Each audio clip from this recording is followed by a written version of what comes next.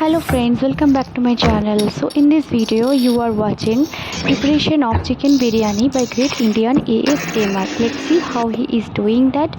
At first he has grinded all the dried masalas. Now he has marinated the chicken with coriander leaves and all spices like turmeric powder, salt, ghee and butter, adding lemon. Wow, amazing. Now he is mixing the chicken very well, keeping it aside.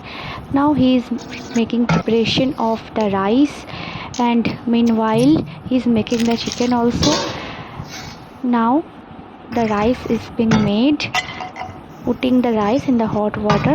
Now the rice is almost ready. Now the water is drained out, mixed with the, placed carefully with the chicken pieces, adding them, making a layer by layer, adding ghee.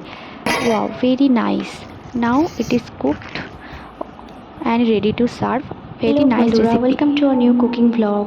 তো আজকে আমি ডিনারে বানাচ্ছি soybean আলুর তরকারি। খুব easy আর কুইকভাবে প্রথমে তেলে 5 ফোড়ন দিয়ে নিয়েছি, টমেটোটা একটু ভেজে সেদ্ধ করে রাখা আলু আর সোয়াবিনগুলো একটু ভেজে নিচ্ছি, একটুখানি ভেজে নেব।